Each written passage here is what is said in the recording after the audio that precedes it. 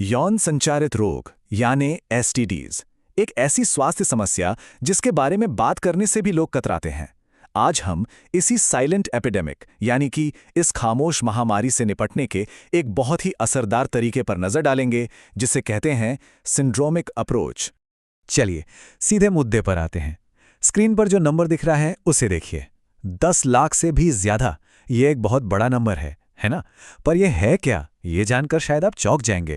ये दुनिया भर में हर दिन होने वाले नए सेक्सुअली ट्रांसमिटेड इन्फेक्शंस की संख्या है। जी हां, हर एक दिन 10 लाख से ज्यादा नए मामले। ये आंकड़ा हमें बताता है कि ये समस्या असल में कितनी बड़ी और गंभीर है।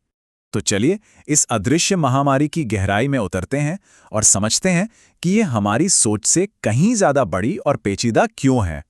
देखिए, कुछ दशक पहले तक हम सिर्फ 5 क्लासिकल यौन रोगों के बारे में ही जानते थे, जैसे सिफिलिस और गनोरिया। लेकिन आज हमारी समझ बहुत ज्यादा बढ़ चुकी है। अब हम 20 से भी ज्यादा तरह के वायरस, बैक्टीरिया और प्रोटोजोआ के बारे में जानते हैं जो ये बीमारियां फैलाते हैं। पर सबसे हैरान करने वाली बात यह है कि हम शायद कभी जान ही नहीं पाएंगे कि असल में ये समस्या कितनी बड़ी है। क्यों? क्योंकि एक तो रिपोर्टिंग ठीक से नहीं होती और दूसरा, इन बीमारियों के साथ जो एक पर्दा, एक राजदारी जुड़ी हुई है, उसकी वजह से सही आंकड़े कभी सामने आ ही नहीं पाते।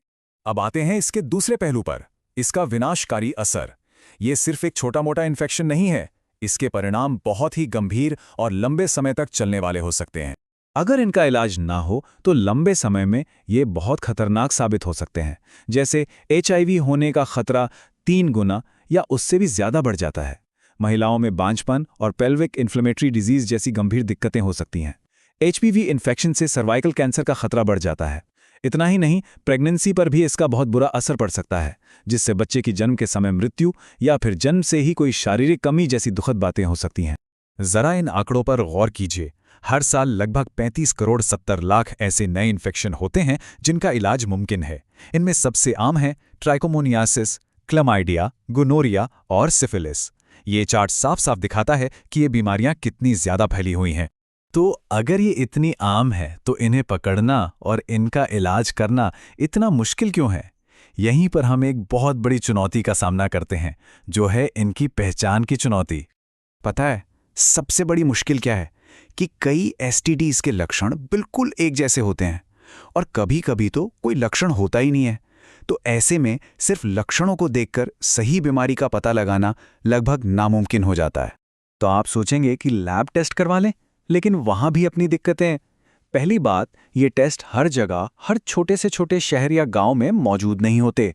दूसरी बात, ये काफी महंगे हो सकते हैं।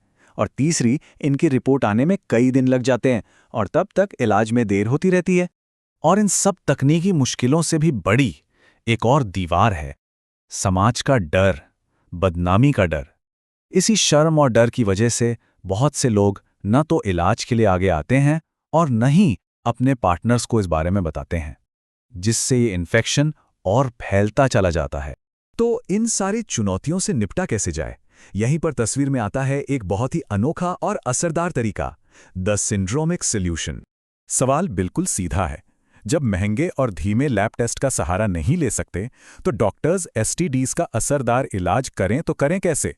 और इसका जवाब है सिंड्रोमिक मैनेजमेंट। अब ये है क्या?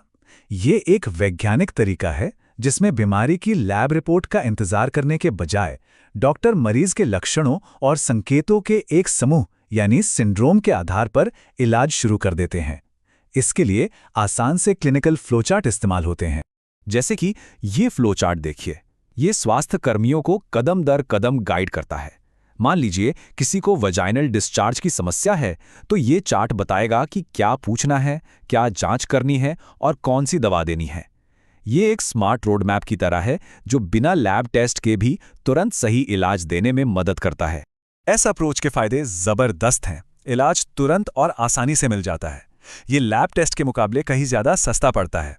इससे उन जगहों पर भी हेल्थ वर्कर्स को ताकत मिलती है जहां संसाधन कम है। और सबसे जरूरी, ये इन्फेक्शन की चेन को बहुत तेजी से तोड़ने में मदद करता है। तो ये तो हुई इलाज की बात।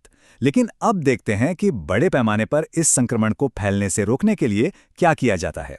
एसटीडीज को कंट्रोल करने के लिए 4 मुख्य स्तंभों पर काम होता है। पहला, केस का पता लगाना, यानी जो लोग ज्यादा जोखिम में हैं उनकी जांच करना और मरीज के संपर्क में आए लोगों तक पहुंचना। दूसरा, ट्रीटमेंट और केस होल्डिंग, ये पक्का करना कि मरीज और उनके पार्टनर इलाज का पूरा कोर्स करें। तीसरा, स्वास्थ्य शिक्षा, लोगों को सही जानकारी देना ताकि वो सुरक्षित रहें। और चौथा, व्यक्तिगत बचाव, यानी कंडोम जैसे तरीकों के इस्तेमाल को बढ़ावा देना ताकि जोखिम कम से कम हो। तो देखिए, हमारे पास वैज्ञानिक तरीके हैं, इलाज है, रणनीतियां भी हैं, लेकिन ये सब हमें एक बहुत ही अहम सवाल पर लाकर खड़ा कर देता है। वो कौन सी सामाजिक बाधाएं हैं जो आज भी हमारे रास्ते में खड़ी हैं? बदनामी का डर, जागरूकता की कमी और सही जानकारी तक पहुंच ना होना। आज भी इस लड़ाई में हमारी सबसे बड़ी चुनौतियां यही हैं।